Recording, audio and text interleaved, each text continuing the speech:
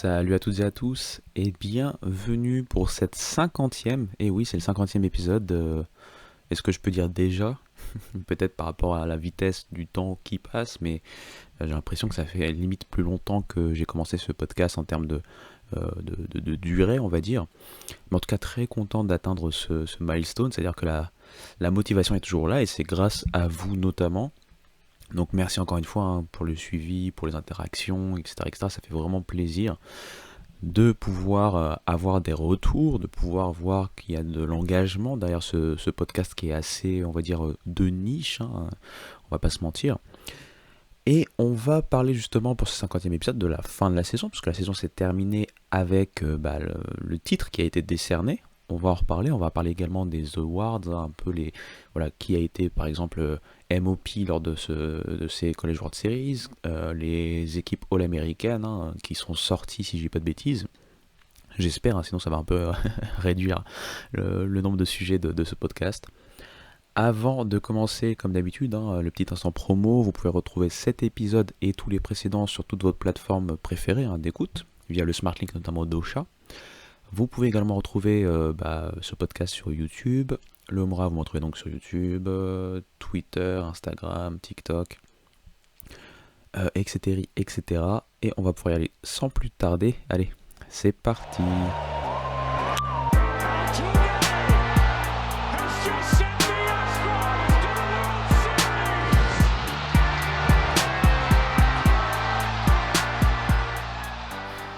Et donc, commençons cet épisode en parlant tout d'abord, revenons tout d'abord sur les finales hein, qui ont eu lieu donc entre le samedi et le lundi. On a eu donc le droit à 3 matchs, hein, ce qui est sympa, c'est-à-dire qu'on a eu la série jusqu'au bout.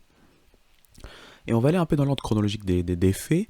On se retrouvait donc samedi, avec un premier face-à-face entre un Tennessee qui restait favori sur le papier compte tenu de la saison au global et en plus du fait que contrairement à Texas A&M ils avaient leur effectif au complet ou quasi au complet, tandis que Texas A&M était l'équipe en fait à abattre quelque part parce que c'était l'équipe qui était restée invaincue tout au long de ce tournoi.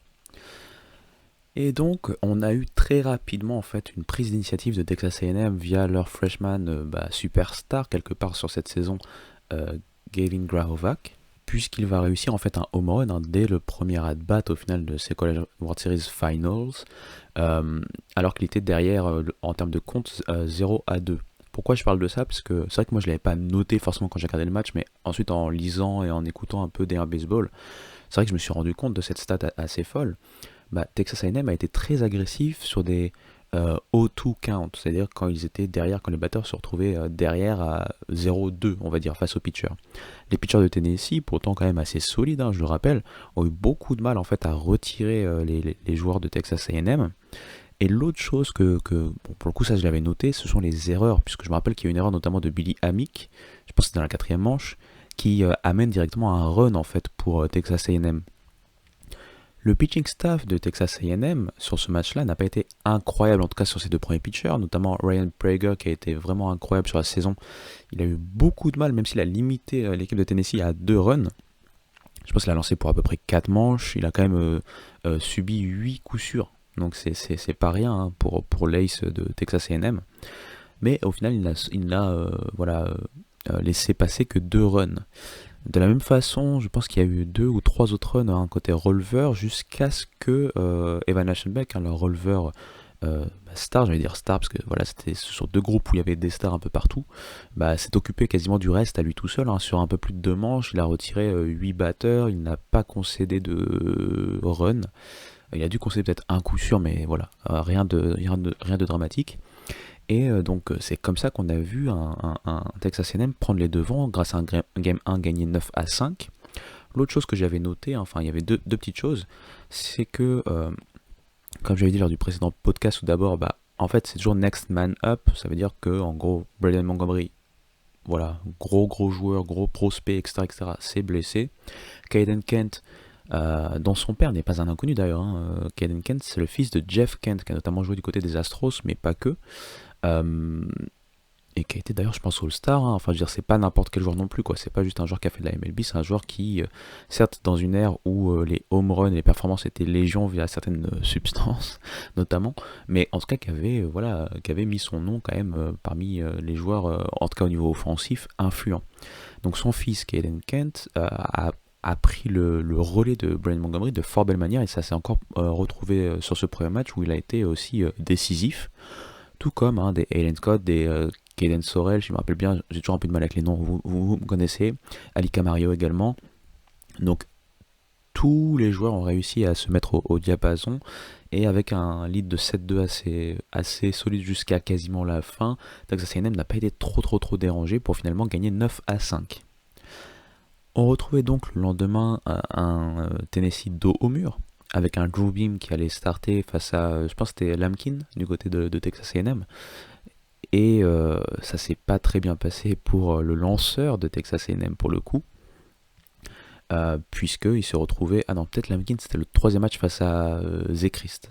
Vous voyez, moi les noms, c'est toujours un délire. Mais moi, sur quoi je veux surtout highlighter en fait ce Game 2, c'est la grosse performance du pitcher de Tennessee, Drew Beam. Drew Beam, la saison dernière, ça a été le lanceur le plus régulier, alors qu'on avait des stars comme Chase Dollander, qui est parti d'ailleurs, et donc comme Chase Burns. Lui avait réussi sans être flamboyant à être très solide, et cette saison on l'attendait comme l'ace. Au final, il n'a pas été vraiment l'ace, ça a été plutôt le lanceur du samedi, et il n'a pas été vraiment en grosse réussite cette saison, si bien qu'on ne parle plus de lui dans les gros choix de draft en termes de pitcher, même si ça reste un haut choix de draft, attention. Hein. Mais là, sur ce match couperé, il a été très intéressant, très impliqué, très sérieux. Et on a retrouvé un peu le Drew Beam qu'on connaissait.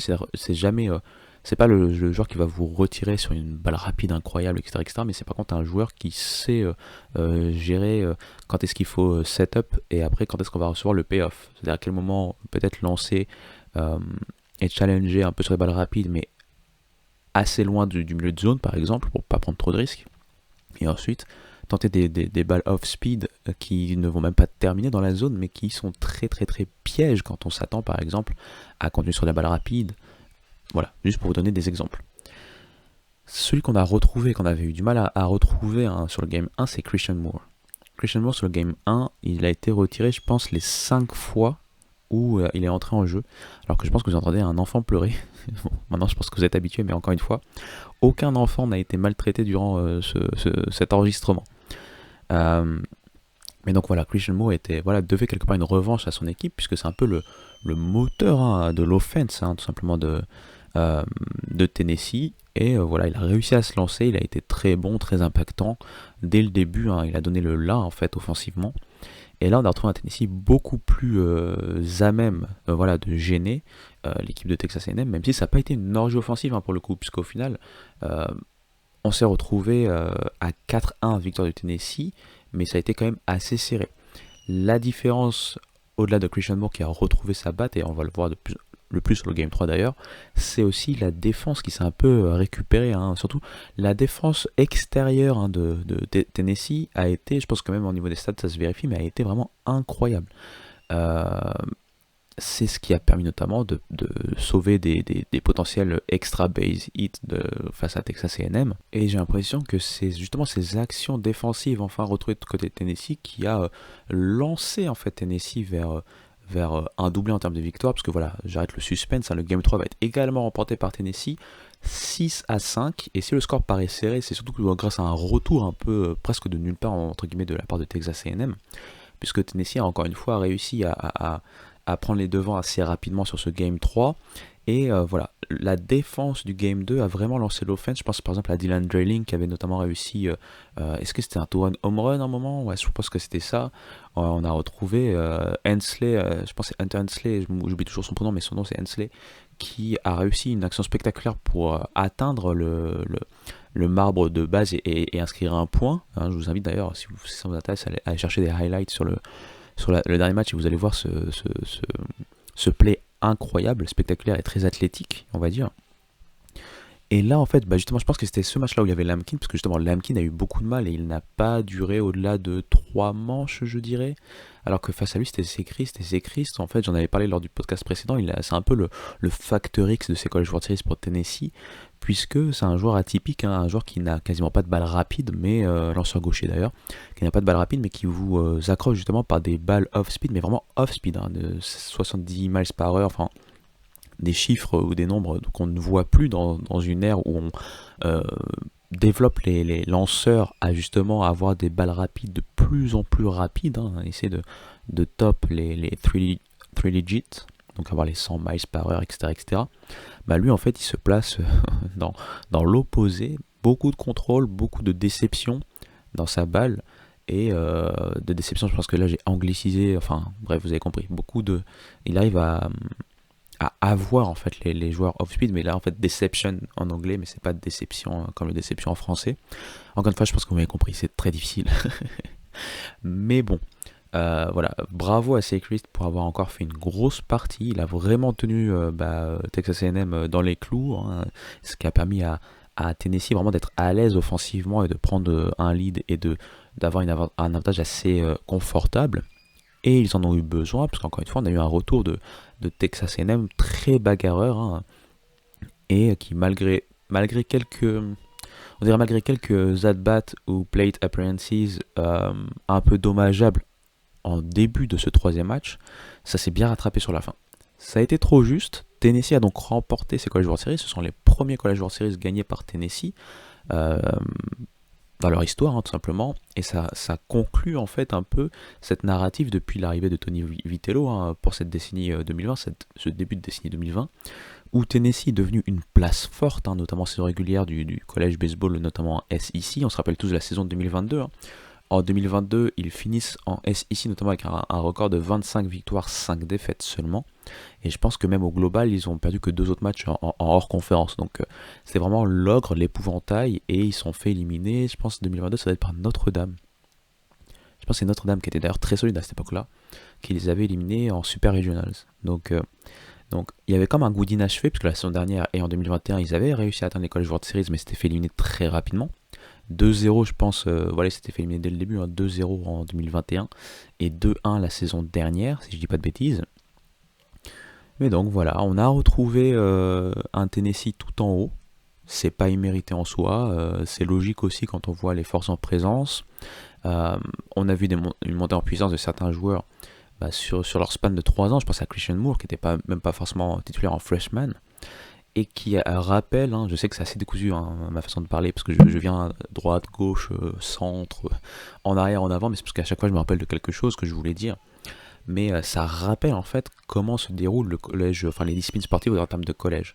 C'est-à-dire que vous arrivez, vous êtes un Wyatt Langford qui maintenant il y a déjà dans les majors à Florida, ou vous êtes un Christian Moore à Tennessee. Il y a du monde déjà devant vous qui est senior et qui a déjà prouvé des choses. Donc vous rongez votre frein sur votre première saison. Je pense aussi à Charlie Condon, hein, le meilleur joueur de la saison cette saison. Et vous faites une saison quasi blanche, voire blanche sur votre saison freshman. Et d'un coup, les gens ne vous connaissent pas. Et d'un coup, en sophomore, vous explosez. Et là, on se dit, ah, donc il y avait bien ce joueur dans cet effectif-là.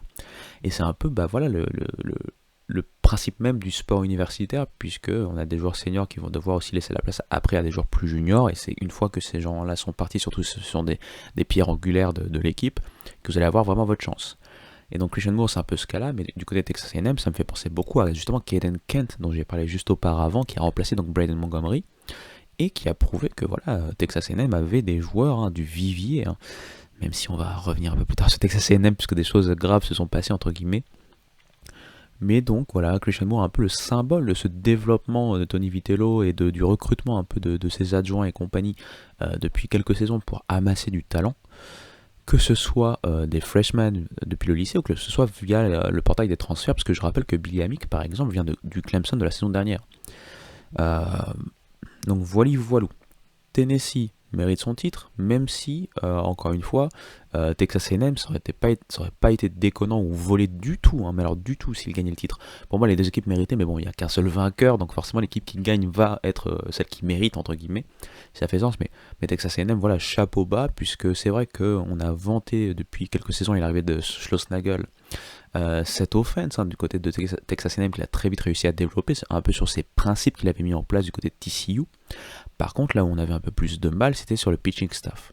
mais il a réussi à développer un pitching staff cohérent sur cette saison, et ça a fait la différence entre une équipe qui était capable d'aller en World Series, comme en 2022 par exemple, mais qui était incapable de tenir la dragée haute puisqu'il n'était pas capable de prévenir, d'empêcher des runs, à une équipe qui est devenue beaucoup plus complète cette saison. Et la preuve en est, c'est-à-dire qu'ils avaient des superstars, notamment via transfert comme Braden Montgomery ou via le cursus normal comme JC Laviolette, mais ils avaient aussi des joueurs de devoir. Et tout cet amalgame, tout ce mélange a bien fonctionné de telle manière que même malgré les blessures, on n'a quasiment pas vu de différence. Ça a un peu tiré la langue sur la fin parce que forcément quand vous perdez peut-être le deuxième ou troisième meilleur joueur de la saison, bah forcément ça vous fait du mal, hein, tout simplement. Et surtout quand votre meilleur joueur du cru, hein, je parle, JC Laviolette joue quand même diminué physiquement, hein. Je rappelle, il avait un problème à l'ischio-jambier depuis un petit moment quand même. Bah, encore une fois, chapeau à Texas A&M qui va entrer dans une phase beaucoup plus dure. Donc avant justement de parler de ce petit aparté Texas A&M, j'ai envie de faire une petite pause puisque je vais aller récupérer un peu d'eau. Je reviens dans quelques secondes.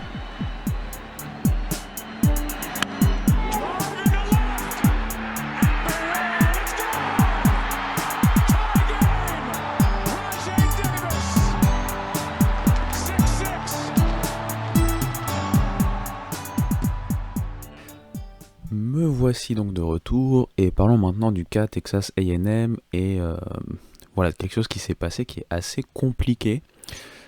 Donc vous l'avez compris, Texas A&M a perdu et il s'avère qu'il y avait pas mal de rumeurs qui ont commencé durant le tournoi national d'un gros intérêt, un fort intérêt de Texas, donc la fac d'Austin pour le coup, qui va justement rejoindre la SEC la saison prochaine pour le coach Jim Schlossnagle, donc le fameux coach de Texas A&M qui était avant une figure emblématique de TCU.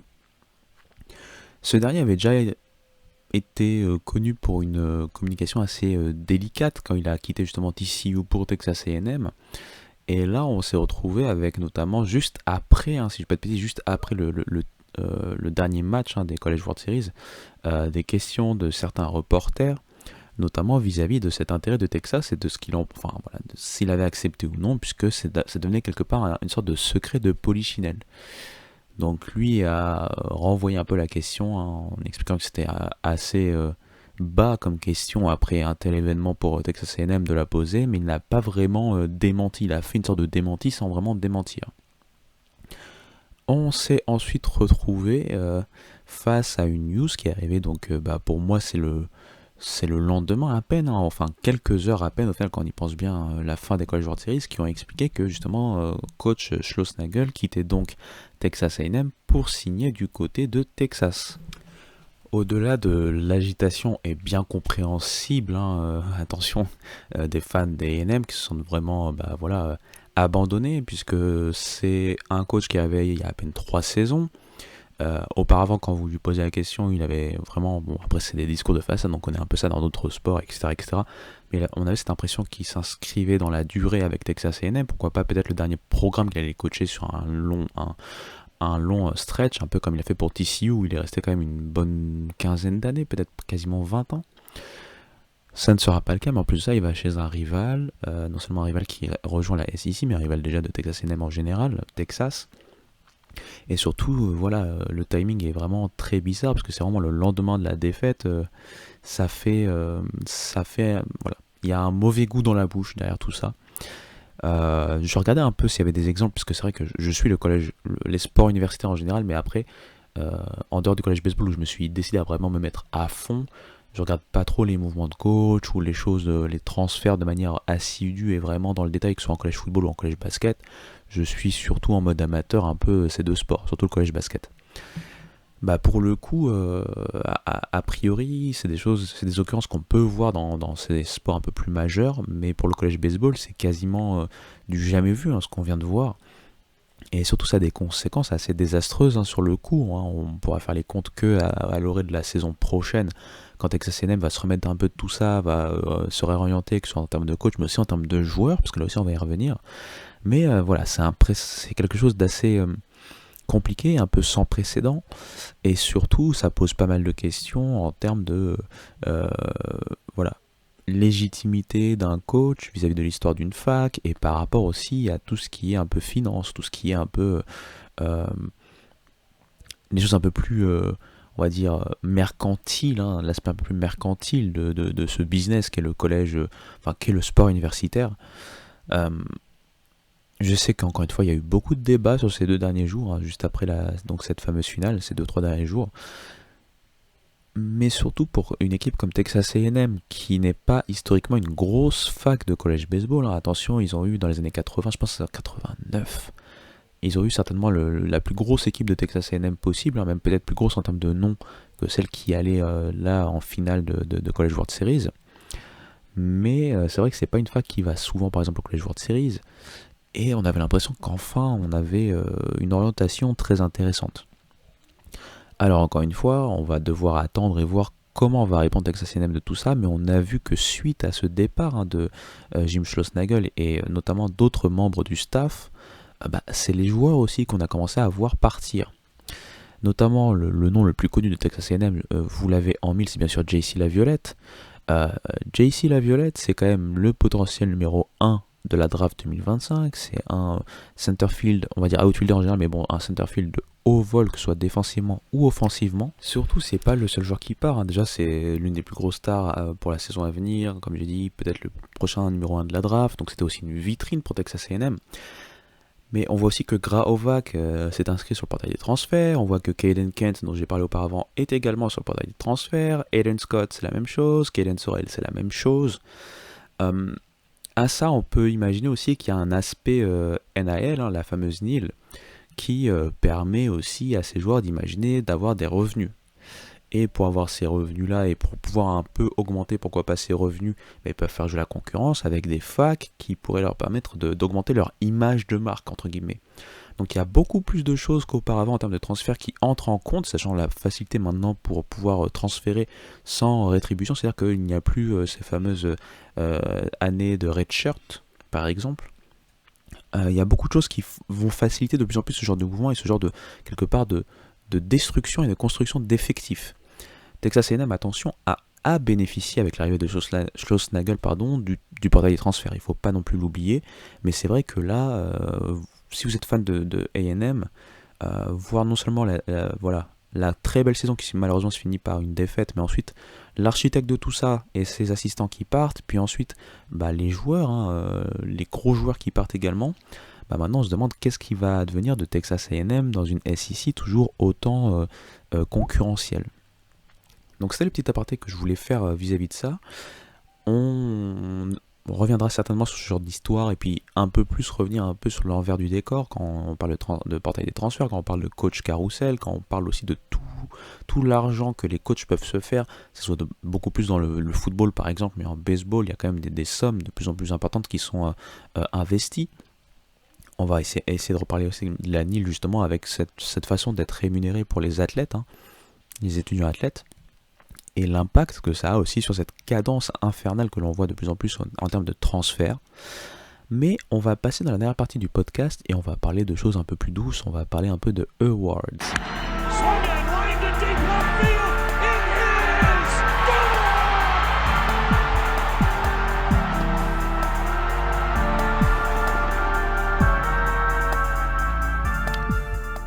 Parlons donc awards pour finir cet épisode. On va commencer tout simplement par le awards le plus récent quand on parle d'événements, c'est-à-dire College World Series.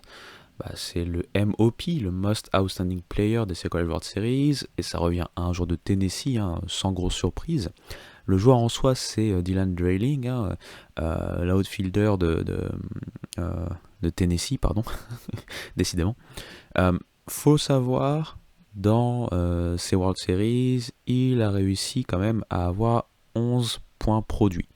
Donc on parle de tous les College World Series, pas juste des finales.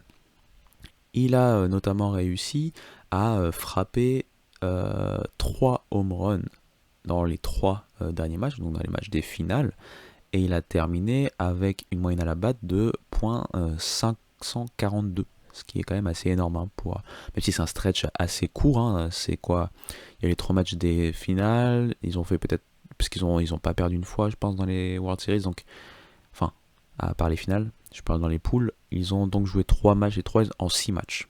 Donc 6 matchs, une moyenne quand même de 542 sur 6 matchs, c'est quand même assez fort, assez exceptionnel.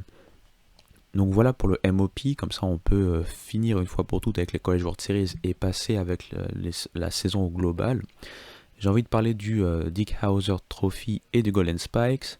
Tout d'abord, je le rappelle, hein, il y a donc deux trophées que l'on décerne en général au niveau du baseball universitaire, en tout cas au niveau de la D1 du baseball universitaire, et je dis en général, je vais m'expliquer. Donc il y a le trophée qui est purement pour le college baseball D1, hein, pour la première division de NCAA, c'est le Dick Howser Trophy, qui est nommé derrière, enfin en rapport à justement un joueur qui s'appelait Dick Howser, un joueur et un coach qui a joué notamment à Florida State, qui a été aussi coach à Florida State, qui a aussi joué un peu en MLB et qui a aussi coaché un peu en MLB. Il est mort assez rapidement dans les années 80, de manière assez abrupte. Euh, et donc on a eu un trophée à son nom. Ce trophée est donc décerné au meilleur joueur de D1 Baseball, D1 NCAA Baseball, pour être clair. Alors que l'autre trophée dont on parle le plus, le Golden Spikes, est beaucoup plus générique puisqu'il parle de baseball amateur. Donc quand on dit baseball amateur, c'est-à-dire que un joueur de high school, un joueur de JUCO, un joueur des autres organisations organisations universitaires de 4 ans, comme là, je pense que la NAIA doit être dans ce cas-là. Toutes ces organisations font partie de cette concurrence pour remporter le Golden Spikes. Il ne s'agit pas juste du meilleur joueur de D1 baseball qui va l'avoir.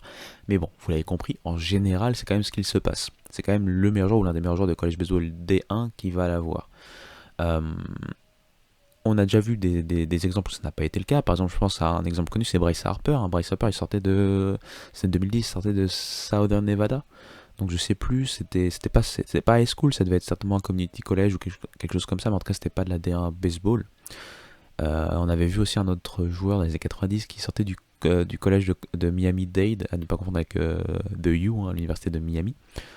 Donc voilà, il y a des exemples qui montrent que c'est pas tout le temps, même si c'est la plupart du temps c'est le cas, un joueur de D1 baseball qui gagne le Golden Spikes. Donc cette année, c'est assez facile puisque le vainqueur du Dick Howser est aussi le vainqueur du Golden Spikes. Il s'agit de Charlie Condon. Charlie Condon, le joueur de Georgia, qui a eu une saison exceptionnelle. Donc, et c'est le moins qu'on puisse dire, pour le coup. Puisqu'il termine la saison, alors accrochez-vous, en 60 matchs, il a fini la saison donc, avec 37 home runs, 78 points produits, un ratio but sur balle strikeout de 57 buts sur balle pour 41 strikeouts, une moyenne à la batte de 433, un OBP de 556, un slugging percentage qui a le nombre de très bons OPS pour le coup, de 1.009, et donc un OPS de 1.565. Que ce soit au niveau du Dick Howser Trophy ou du Golden Spikes, il a fait la quasi-unanimité. Pour le Golden Spikes, il faut savoir qu'il était en finale face à Hagen Smith, le lanceur gaucher star de Arkansas, qui sera certainement sélectionné assez haut aussi à la draft, et Travis Bazzana, un autre joueur qui sera certainement sélectionné très haut à la draft, le joueur australien, le second base de Oregon State.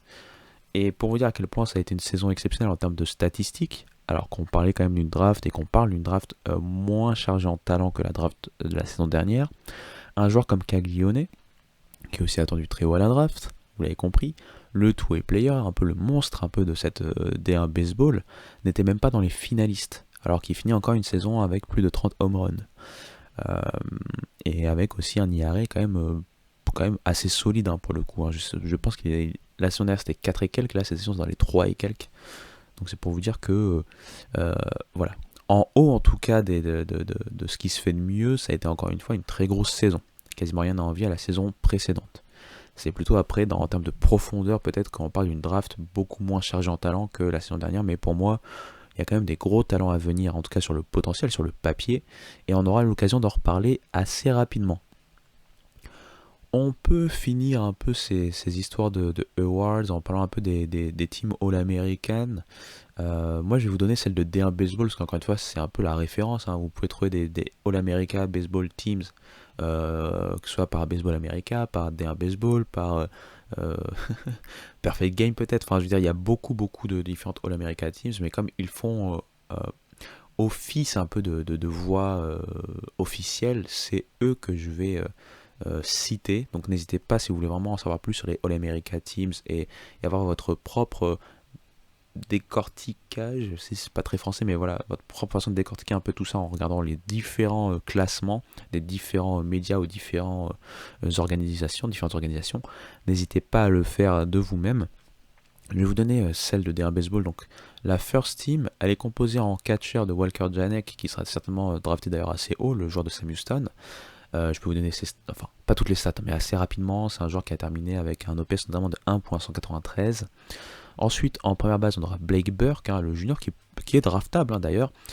Pour le coup, c'est un joueur qui a un OPS notamment de 1.151, qui finit aussi avec une vingtaine de home runs. Hein, donc voilà. Travis Bazzana, seconde base, pas de pas de surprise, notamment un slugging percentage de .899 et un OPS de 1.462. Charlie Condon, on viendra parler, hein, troisième base, donc first team. Kyle DeBarge de Louisiana, qui fait une très bonne saison, j'en ai pas parlé, c'est vrai. Lui aussi junior hein, d'ailleurs. Donc lui aussi draftable entre guillemets. Un OPS notamment de 1.102. Vance Honeycutt, lui j'en ai beaucoup parlé, le joueur de North Carolina, peut-être le meilleur joueur défensif hein, de ce haut de draft, en tout cas de ce haut du panier de la draft. Avec un OPS notamment de 1.124. Il termine avec 28 home runs. Donc c'est pas mal aussi. JC Laviolette, qui pour le coup lui n'est pas draftable, termine avec 29 home runs et un OPS de 1.175, pardon, il sera dans cette première team. James Tibbs, la révélation de Florida State, lui aussi draftable, avec un OPS de 1.264 et 28 home runs notamment. Christian Moore, la superstar de Tennessee, qui est dans cette first team pris en tant que DH, hein, sinon c'est un seconde base, mais c'est vrai que défensivement, il peut pas tenir la dragée haute à Travis Bazzana, en tout cas sur cette saison. Il termine avec un OPS de 1.248 et 34 home runs, attention. Et enfin, on termine avec Jack Caglione, dont j'ai parlé juste auparavant, pour dire qu'il n'était même pas dans les finalistes de Golden Spikes. Sachez-le, il termine en termes d'offense, en termes d'attaque, avec un OPS de 1.419 et 35 home runs.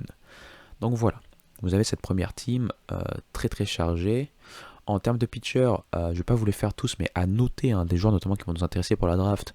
Hagen Smith, Chase Burns, donc Hagen Smith notamment c'est 2.04 d'IRA, Chase Burns c'est 2.70, Ryan Johnson c'est 2.29, c'est le joueur de Dallas Baptiste, Trey Savage c'est 2.02.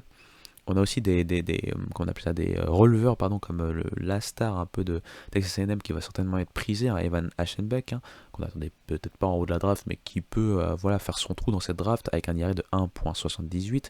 Et bien sûr, Charlie Bailinson, qui lui est bien plus âgé, hein, c'est un graduate student, donc il avait déjà eu son diplôme, avec un IRA de 2.01, le joueur de Duke qui a été très très bon. Et à noter, on a Jack Caglione, donc j'avais fait une erreur, pardon, parce qu'il a un IRA plus haut au final que l'IRA de la saison dernière, il a un IRA de 4.76, alors que l'année dernière c'était 4.34, si je me rappelle bien. Donc au final il a dû mal finir, parce que je me rappelle qu'à un moment où je regardais, il était à 2,88 ou un truc comme ça, et je sais que ça va continuer à augmenter, parce qu'en début de saison il a été très bon, et après on a commencé à s'habituer à s'élancer, il a aussi perdu pas mal de commandes, mais il est quand même nommé et cité, notamment parce que c'est un joueur qui arrive quand même à être assez solide en termes de strikeout. Donc voilà, c'est la raison pour laquelle on le voit dans cette citation, pardon, et puis aussi pour le fait que c'est quand même un two-way player star hein, de la DR Baseball. Donc voilà pour la first team. Dans la second team, je vais pas vous faire toute la seconde team, mais si on veut parler de joueurs qui sont draftables, on peut penser à Nick Kurtz, le premier base star qui a été quand même blessé cette saison et qui finit quand même malgré tout avec 22 home runs à 1.294 d'OPS. On a Kalen Culpepper, hein, le shortstop de Kansas State, qui n'a pas une saison aussi haute qu'on pouvait l'espérer, mais qui termine quand même super bien. On a Braden Montgomery, bien entendu, qui sera drafté assez haut, qui finit avec 27 home runs et 1.187 en termes d'OPS.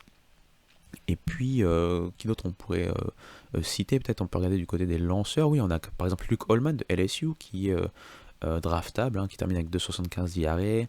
On a Brian Holiday aussi qui a eu une très bonne saison côté d'Oklahoma State. Il y a des joueurs qui sont draftables, mais je ne sais pas s'ils vont être draftés si haut que ça. Je pense à Carson Benji de Oklahoma State, justement, qui est aussi un two-way player pour le coup. Et je pense à Peyton Tolley qui a eu une saison à 3.21 d'IRA, qui a été quand même très bon, lui aussi two-way player. Donc voilà pour la seconde team. Et en third team, si vous voulez quelques noms pour des joueurs qui seront certainement draftés, mais peut-être pas super haut, ça dépend après. Hein. Je peux penser à Jacob Kozar, le catcher de NC State, qui qui finit notamment avec 19 home runs à un OPS de 1.038. Je peux penser justement également à Emilien Pitre, le Québécois dont on a parlé, de Kentucky, qui a terminé avec 10 home runs certes, avec un OPS de .939, qui a été très très bon. Jalen Flores aussi, je pense que c'est la saison prochaine pour le coup de Jalen Flores. Peut-être que c'est moi qui vais un peu trop vite en besogne. Donc lui, il faudra attendre certainement. Du côté des lanceurs, qui on pourrait retrouver? Je vais vous donner ça. Ah oui, il y a Cal Stephen par exemple. Cal Stephen de Mississippi State qui termine avec un ERA de 3.28, c'est pas trop mal. Il y a Chris Cortez aussi qui a été justement finaliste avec Texas A&M si on parle de releveur. Donc voilà pour les teams hein, et pour un peu tous ces awards dont je voulais parler un peu avant de terminer cet épisode. Donc je sais qu'on est sur un stretch d'épisodes assez court hein, comparé aux épisodes que je peux faire hein, de plus d'une heure que j'ai pu faire auparavant. Peut-être que le prochain épisode ça va changer parce qu'on parlera certainement de la draft. Peut-être que je vais vous faire une mock draft, mais peut-être pas aussi détaillée que ce que j'ai pu faire par le passé. Pourquoi? Puisqu'en fait, il faut le savoir, à partir de mi-juillet, fin juillet, je vais être beaucoup moins disponible. Déjà en termes de podcast, on va certainement faire une pause peut-être d'un mois ou un mois et demi, puisque un événement arrive, de quelque chose d'assez heureux, donc vous inquiétez pas, mais voilà, ça va me demander beaucoup de beaucoup de temps. Mais on aura le temps d'en reparler, notamment peut-être à la fin de l'épisode draft.